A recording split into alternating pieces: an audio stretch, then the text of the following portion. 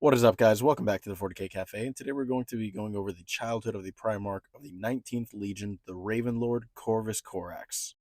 Corvus Corax would have his gestation pod teleported to a barren moon known as Lycaeus. It was found beneath the surface in a chamber devoid of any light. It was said that in this chamber, he was only found by sheer luck. The Lycaeus was the moon of a planet known as Kievar. This planet was a forge world, and Corvus Corax was discovered by mineral miners who were just following a stream of minerals. It is important to note that these miners were not free men, they were also slaves, and upon discovering the greatness and the potential of finding Corvus Corax, they would take him in and hide him. All of Kievar was actually held under an iron rule, and those that opposed it were enslaved. And so these miners that were also slaves took in Corvus Corax to prevent him from going down the same fate, or, again, noticing his potential being used as something far worse. As like all the other Primarchs, Corvus Corax would mature at an exponential rate. Those that would hide Corvus Corax would teach him of the importance of human dignity and freedom. They would imprint on him a strong notion of justice, which would go against the beliefs of the tech guilds that ruled over Kievar. And so the young Primarch would swear that he would free the people. But these people would teach him to bide his time, not to be too quick to jump to action.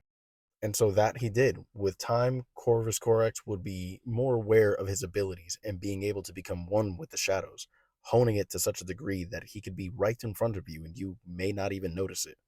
He would use these abilities to go unnoticed in the shadows, learning everything that he could from his oppressors. This was all used and gathered in anticipation of the time where it would come to free the people. And so the moment came. Corvus Corax would lead his freedom fighters throughout the prisons, freeing the people of Kievar.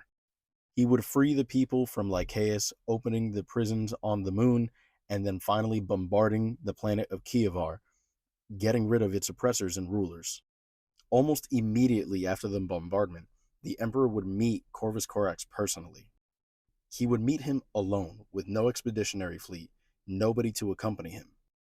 And although it is confirmed that the Emperor and Corvus would converse for hours and hours on end, what exactly they conversed about is not to be known. After the discussion, the Emperor would actually depart, leaving Corvus Corax to finish taking care of the rest of the tech guilds on his own. In fact, it was only after that Corvus would defeat the tech guilds that he would join the Emperor. Whether it was the condition for Corvus to join the Emperor, or it was just an agreement that they came to, or at the request of Corvus himself, nobody knows, but it just goes to show how much the Emperor entrusted Corvus to take on this responsibility by himself, and that Corvus would honor his word and join the Emperor. That being said, after liberating Lycaeus and Kievar, Corvus would lead his people into the stars and take up the mantle as the Primarch of the 19th Legion, the Raven Guard.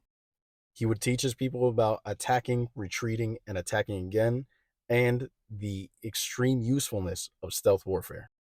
Corvus's childhood history is very weird considering everything, as it is one of the more well documented childhoods of the other Primarchs. It's one of the more fleshed out ones that we have, considering all of his brothers and all the history that we have of each and every Primarch. That being said, though, I don't think I would want to grow up in Corvus's shoes.